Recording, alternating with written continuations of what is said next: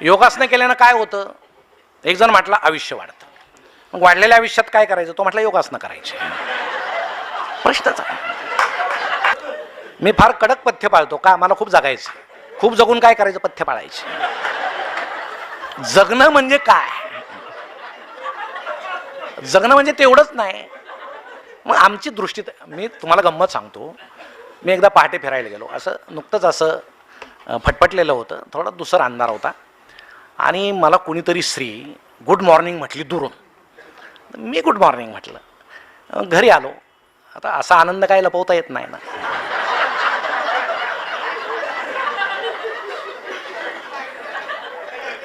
तर हिनं विचारलं. आता बायको लगेच ओळखते बरं का चेहऱ्यातलं. काहीतरी झालेलं दिसतंय, आनंदी दिसतंय. म्हटलं नाही तसं काय नाही.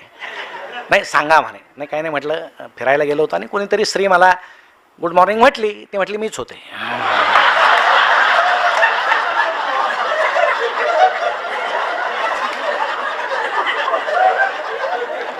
तुम्हाला सांगतो लगेच चेहरा पाडला बा.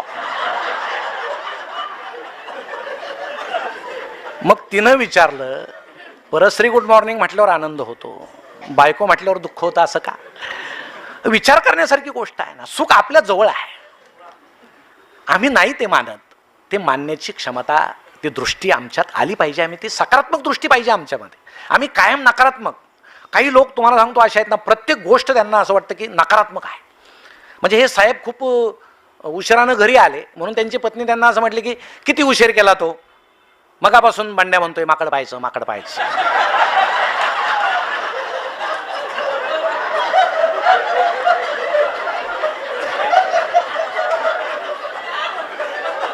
आता तो जर सकारात्मक दृष्टीचा असेल तर काय म्हणेल? थोडा उशीर झाला, तुझावर बंड्याचावर, आपण बागेत जाऊन माकड पाहू. सरळ गोष्ट आहे. पण जो नकारात्मक आहे तो काय म्हणेल? पोरासमोर मला माकड म्हणतेस. आता ते म्हणेल, म्हणायची काय गरज आहे? म्हणजे मनातली मनात म्हणेल. आमच्या स्त्री अजून शिष्टाचार पाळतात नाही का, उघड काही बोलत नाही. हे सगळे आनंदाचे जे विषय आहेत, आम्ही कोणत्या दृष्टीनं जग पाहतो यावर आनंद आहे. म्हणजे एक आमची भगिनी ज्यावेळेस कापड बाजारातून चालली, तिचा एक डोळा दुर्दैवानं बालपणापासून नव्हता. एकाच डोळ्याने तेल दिसायचं आणि मुलगा बरोबर ज्या बाजून दिसत नव्हतं ते बोटाला धरलेला मुलगा होता. आणि ती असं म्हटली की बाळ आज या बाजूची सगळी दुकानं बंद आहेत. मुलगा म्हटला आई घाबरू नको, येताना उघडतील. किती सोपं आहे. तुम्ही कोणत्या डोळ्यानं जग पाहता त्यावर तुमचं जग अवलंबून आहे. आपण ढगाकडे पाहतो, आपल्या मनात जे असेल ते दृश्य आपल्याला ढगात दिसतं. लहान मुलगा घाबरलेला असेल त्याला राक्षस दिसतो. लहान मुलगी आनंदी असेल त्याला परी दिसते. पुरुष आनंदी असेल त्याला काय काय दिसतं सांगत नाही. आमची ताई आनंदी असेल त्याला दागिने दिसतील, सोनाराचं दुकान दिसेल, साड्याचं दुकान दिसेल. त्याच्यापेक्षा जास्त अपेक्षा आमच्या नसतात. पण जसं मन आहे तसं जग आहे. जगात बदल नाही. म्हणून जगाला नाव ठेवू नका. जग फार दुःखी आहे. काही जण वैतागून म्हणतात हे जग बुडणार आहे. याची बुडायची वेळ झाली. जगाला कशाला बुडवतो बाबा? मग तुझं सगळं जगून झालं की जग बुडणार आहे. बाकीचे आत्ताच आलेत ना, जगू देईन त्यांना, आनंद मिळवतो.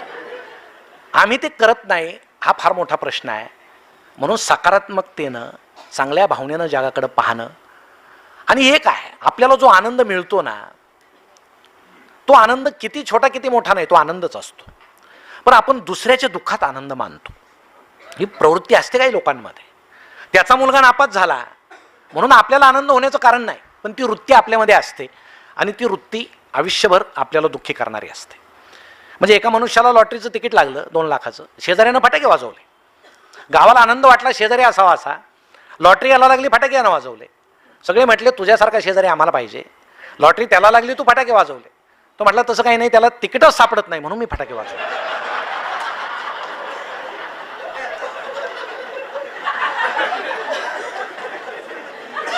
मग ही जी वृत्ती आमच्यामध्ये आहे ती सुद्धा विलक्षण आहे. म्हणून आता जुने लोक काय आनंदी नव्हते का? होते. आमच्या जुन्या ताई काय मेकअप करत नव्हत्या का? करत होते. आमची आई, सगळ्यांचीच आई, जुन्या काळी चेहरा थंड पाण्याने एकदा धुतला किंवा सकाळी आंघोळ केली की असं मेन लावायची. मग त्या भिंतीच्या मातीच्या भिंतीत कुठंतरी एक आरशाचा तुकडा रुतलेला असायचा. मग ती अशी खाली वाकायची, कपाळ दिसत नसायचं त्याशिवाय. मग असं लाल जर्द कुंकू असं लावायचे. मग पदर घ्यायची, पदराचं असं एक टोक जिभेनं ओलं करायचे आणि असं छान वर्तुळ काढायचे. कधी शाळेत न गेलेले, सुंदर असं ठसठशीत कुंकू. सौभाग्य. त्यावेळेस सुद्धा ते असं टिकाऊच होतं कुंकवासारखं. म्हणजे आता टिकली आली यात तुमचा दोष नाही, मग आता भरोसाच राहिला नाही. म्हणजे कुंकू निघत नव्हतं. आता काल परवा मी पाहिलं एक लग्नामध्ये, लग्नाला उशीर झाला, म्हटलं काय नवरी आली नाही का? आलेली आहे म्हणे. नवरीची आई आली नाही, मेकअप करते. मला वाटतं हे मेकअप करणं ही आमच्या ताईची गरज नाही, हे मेकअप तयार करणाऱ्या कंपन्यांची गरज आहे. पण आम्ही ती करतो. आमचं नैसर्गिक सौंदर्य आम्ही हाताने विस्कटून टाकतो. या ज्या सगळ्या छोट्या छोट्या गोष्टी आमच्या जीवनामध्ये आहेत त्या दुःख निर्माण करणाऱ्या आहेत, आनंद निर्माण करणाऱ्या नाहीत. म्हणून आमची एक गत आहे, आता जुनं सोडायचं नाही आणि नवं तर पकडायचं ही वृत्ती आमच्यामध्ये आहे. आता कोरोनामध्ये काही लग्न झाले नाही का? झाले. किती होते लग्नाला माणसं? 4, 5. ते संसार काय सुखी झाले नाही का? झाले. कशाला पाहिजे एवढे लोक? 2-2, 3-3 हजार लोक जमा करता कशाला? आशीर्वाद घ्यायला? जेवढे जास्त तेवढं काडीमोड होण्याची जास्त शक्यता आहे. कमीच राहू द्या ना. पण आम्ही कोरोना संपला, माणूस सुधारणार नाही. पुन्हा गडगंज लग्न. बरं, ज्याच्याकडे आहे त्यानं करावं, ज्याच्याकडे नाही तो कर्ज काढून ते करतो. कशासाठी करतो आम्ही? कुणासाठी करतो? आणि हे आता सगळे प्रकार सुरू झालेले आहेत. अहो, जुना काळ तुम्ही आठवा. आता आम्ही मिष्टान्न करतो. काय होतं जुन्या काळी? ती लापशी करायची. तुमच्याकडे करायचे का? गव्हाचा भारडा असायचा, गुळ आणि ती लापशी. ती आदल्या दिवशी लापशी केली की ती झाकून ठेवायची धोत्राखाली, एक धोत्राचं कापड त्यावर अंतरायचं, आणि दुसऱ्या दिवशी अशी पंगत बसायची. मग पंगत बसली की त्या पत्रवाळ्यासुद्धा, म्हणजे जमिनीतून त्यात फार फरक नसायचाच, ते असे असायचे आणि कुठेही बसायचं गल्लीमध्ये.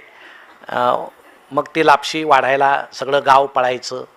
एक ज्येष्ठ माणूस त्या पंक्ती पाहत फिरायचा. तो नुसता पाहत नसायचा, ते लापशी द्यायला सुद्धा तिथं खोऱ्यानं लापशी घमेल्यामध्ये द्यायची. एक ज्येष्ठ माणूस तिथं उभा असायचा. मग शेवटची पंगत जर मोठी बसली तर हा ज्येष्ठ माणूस त्याला जाऊन सांगायचा, अरे आता पंगत तर मोठी बसली, लापशी किती उरली? एवढं. अरे मग आता संपेल, लोक आपल्याला हसतील, यांच्या लग्नात लापशी संपली बो. काय करायचं मग? तर ते म्हातार बुवा काय करायचे, शेजारी एक लोखंडी पहार असायची तापलेली, ती पहार घ्यायची आणि ते लापशीच्या त्या ढिगाऱ्यात अशी खुपसायची.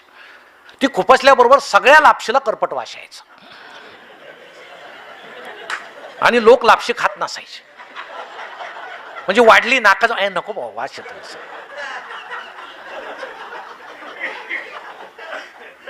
मी जे तुम्हाला म्हटलं ना, विनोदाच्या पायाशी वेदना असते, त्याचं हे उदाहरण आहे की कुठंतरी गरिबी झाकण्यासाठी हा खाटा, त्या साराच्या कडेभोवती माणसं उभे असायचे बादले घेऊन पाण्याच्या. सार पुरला नाही की भाडकणाचे पाणी होतच राहायचे, नुसतं पाणी. शेवटच्या पंक्तीला नुसतं पाणीच यायचं. पण कोणी कधी नावं ठेवले नाही, कारण आता आपल्या आशीर्वादानं कुणाचं भलं झालंय, आलो तर आपलं जेव्हा बुवा काय.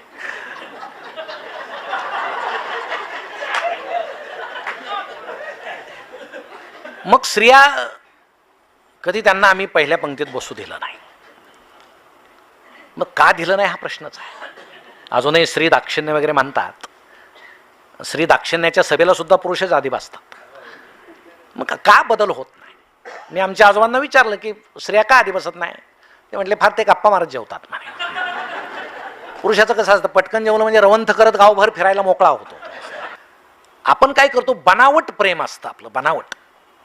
म्हणजे असं मनातून केलेलं, ज्याला खरं प्रेम म्हणतात ना, बावन कशी, ते आपण कधीही करत नाही, ते केलं पाहिजे.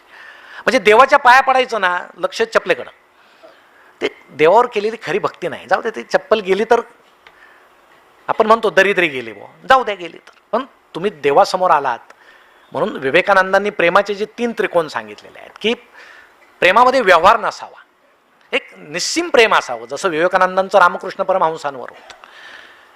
म्हणजे एक राजा ज्यावेळेस एका साधूला म्हटला, चल महालात, मी तुला संपत्ती देणार आहे. तो म्हटला, मी भीक घेत नाही. नाही म्हणे, प्रेमानं देणार आहे, चल. म्हणून साधू त्याच्याबरोबर गेला. आणि राजा म्हटला, माझी पूजेची वेळ झाली. म्हणून राजा देवापुढं जाऊन असं मागायला लागला की हे देवा, माझं ऐश्वर वाढव, माझं राज्य अजून वाढव, माझं शरीर अजून सदृढ कर. तर साधू निघाला. तर राजा म्हटला काय झालं? तर ते म्हटले एका भिकाऱ्याकडून मी भीक घेणार नाही.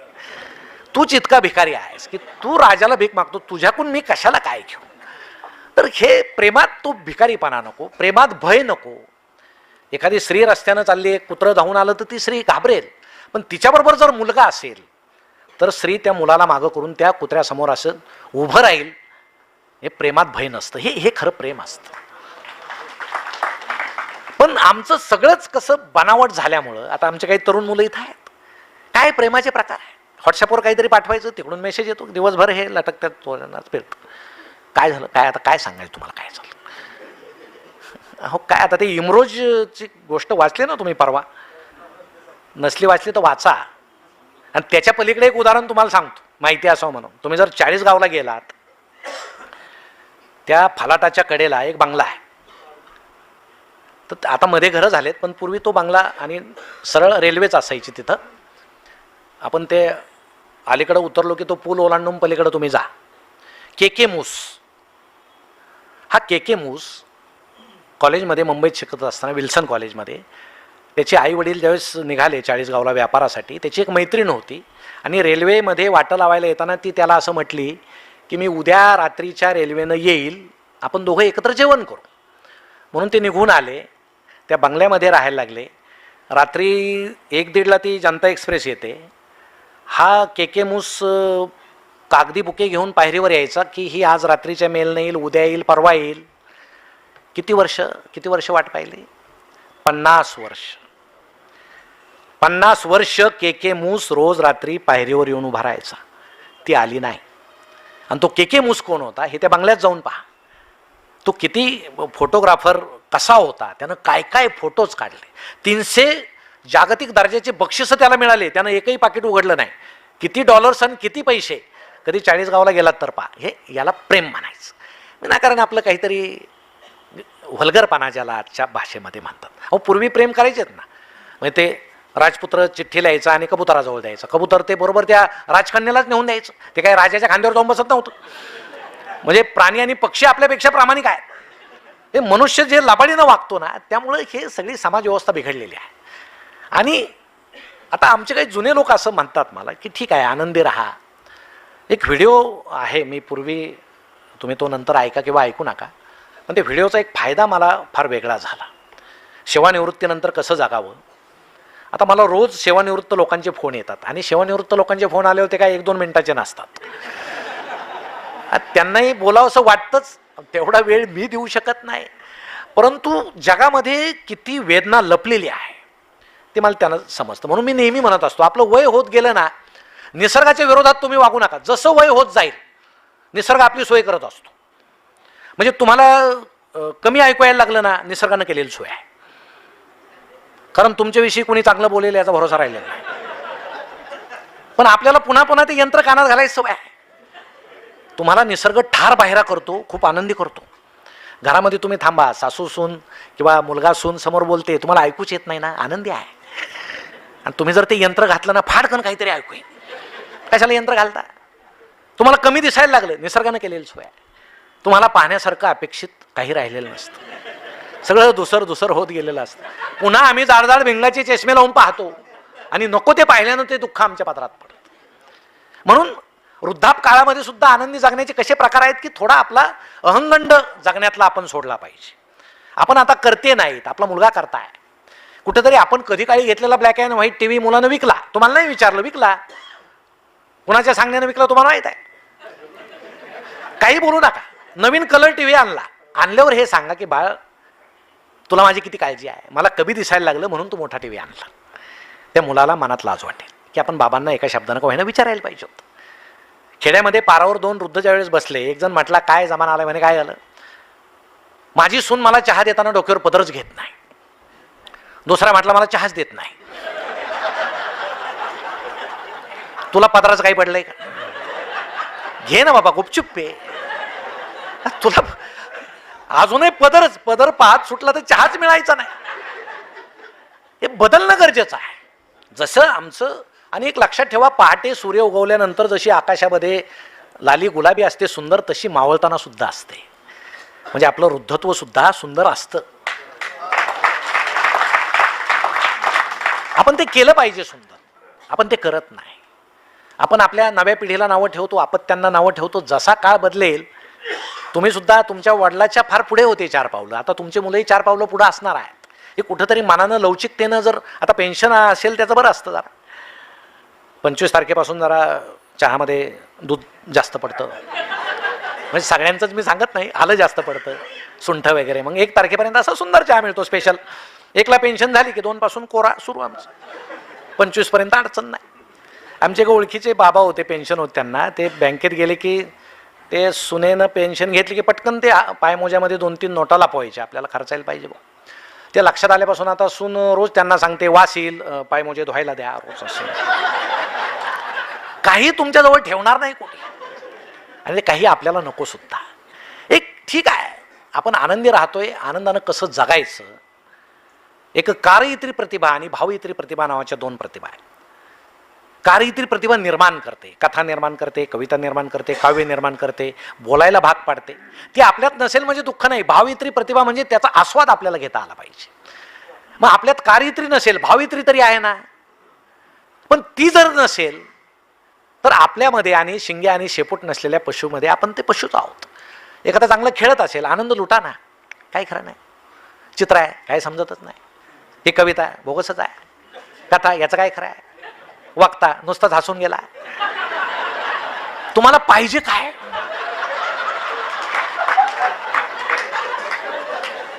हे नकारात्मक दृष्टी. म्हणून जुन्या काळी एवढं विज्ञान नसताना सुद्धा अज्ञानात लोक आनंदात का असायचे, कारण त्यांच्या हाती वाचन असायचं, पुस्तक असायचे. आमचे जुने राम गणेश गडकरींपासूनचे लेखक सगळे तुम्ही जर अभ्यासले, आमच्या तरुण मुलांनी तरुणांनी अजूनही वाचा. पुस्तका इतका चांगला मित्र नाही. मग गडकरी तर बोलता बोलता विनोद करायचे. त्यांच्या भावाच्या उशीखाली एकदा विंचू निघाला. तो उठल्याबरोबर म्हटला, माझ्या डोक्याखाली विंचू निघाला. गडकरी म्हटले, दगडाखाली दुसरं काय निघणार आहे. हसला बिचारा. हे जगण्याच्या पद्धती होत्या. त्यांनी एका साहित्यिकावर काहीतरी लिहिलंय एका वृत्तपत्रामध्ये, संतापले ते साहित्यिक. मग दुसऱ्या दिवशी मॉर्निंग वॉकला भेटले ते गडकरी, त्यांच्या समोर गेले आणि त्यांना म्हटले, नमस्कार. ते साहित्यिक म्हटले, मी मूर्खाशी बोलत नसतो. गडकरी म्हटले, मी बोलतो ना.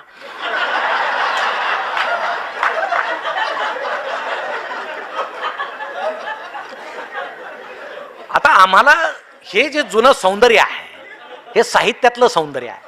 ठीक आहे, नसेल पुस्तक, आम्हाला वाचायची सवय राहिलेली नाही. शिक्षकही वाचत नाही. लायब्ररीज वाट पाहतात, ते पुस्तकं वाट पाहतात की कधी सर येत आहेत आणि मला वाचतायत. मग घरातच पुस्तक नसेल तर मुलं कशी वाचतील. छत्रपतींचं पुस्तक तुमच्या घरात जर नसेल, तुम्ही पुस्तक छत्रपतींचं तुमच्या सोफ्यावर ठेवा, एक टिपॉयवर ठेवा, तो मुलगा चालेल ना. त्याला मोबाईल दिसतो म्हणून तो मोबाईल चालतो, त्याची चूक नाही आहे. आपल्याला त्रास होतो म्हणून आपण त्याला मोबाईल देतो, खेळत बस, चूक आहे. तो चालेल ते पुस्तक. नाही आपण वाचलं तर, आता एखादी वकिलाकडे किती पुस्तक असतात, ते सगळे वाचतात का ते. पण ते पुस्तकं पाहून त्याला केसेस जास्त येतात की हे प्रकांड पंडित दिसत आहेत बुवा. हे असं काहीतरी केलं पाहिजे ना.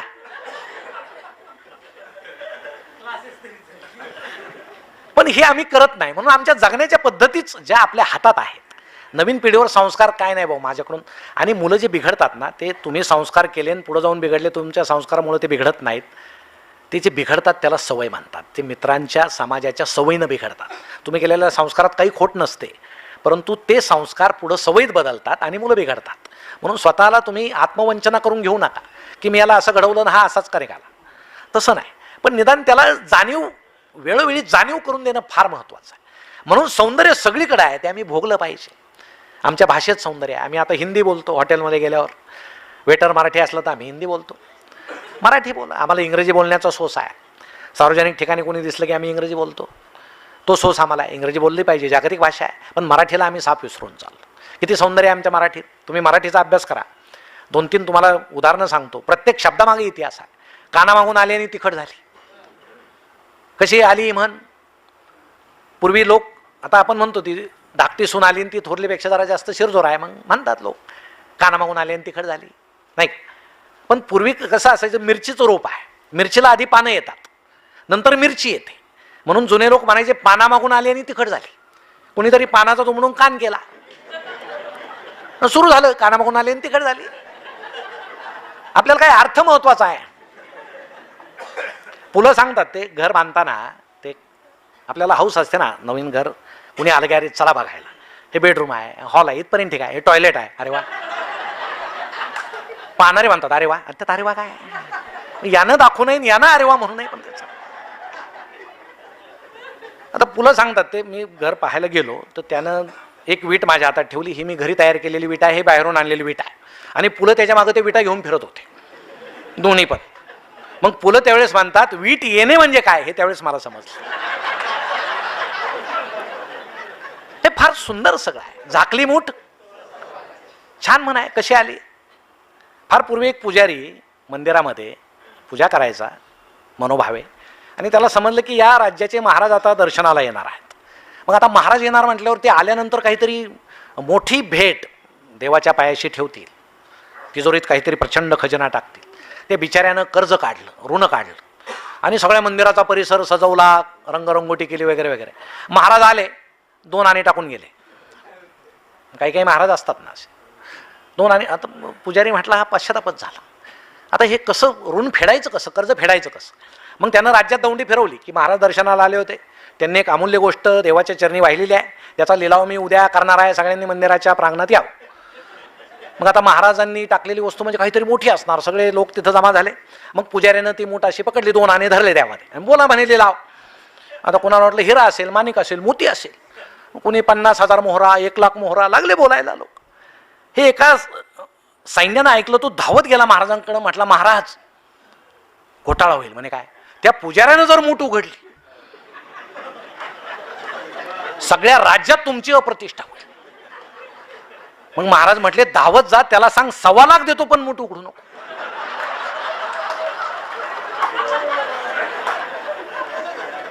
तेव्हापासून झाकली मूठ 1,25,000. आपण ती झाकली ठेवतो ना अनेकदा, आणि त्यात मजा आहे. ह्या भाषेपासूनच्या जगण्यापर्यंत. पण आता आमच्या तरुण मुलांची भाषा आता आखूड होत चालली. आता ओके लिहितच नाही, के, थँक्स लिहित नाही, आता काय TX वगैरे असं, ते आता आखूड होत चाललं. हे त्यांना फक्त एक समजतं की संवेदना पोहोचल्या पाहिजे, पण फक्त संवेदना पोहोचतील, वेदना पोहोचतील की नाही माहीत नाही. तर हे सगळं भाषा आखूड होणं, आमच्यामध्ये अस्वस्थता येणं, या तंत्रज्ञानानं आमच्यावर स्वार होणं, यातून कुठेतरी मार्ग काढून आपल्याला जर आनंदी जगायचा असेल तर आनंद दूर नाही, आनंद आपल्या कुटुंबात आहे. कोरोनामध्ये 2 वर्ष आपण घरामध्ये होतो. पुरुष कधी नव्हे ते नाईलाजानं होईना घरामध्ये होते. एकत्रित कुटुंब पद्धती नाईलाजानं होईना अनुभवली.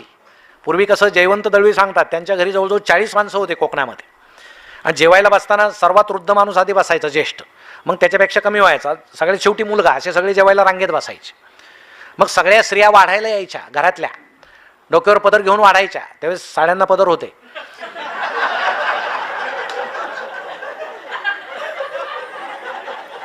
म्हणजे जरा जास्त होतंय का, माफ करा. आणि मग ते सगळे वाढायच्या.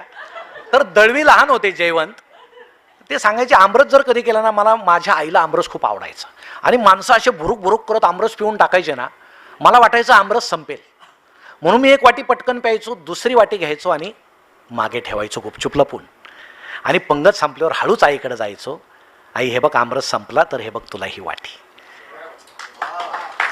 हे एकत्रित कुटुंब पद्धतीतलं प्रेम आता नाहीसं झालेलं आहे.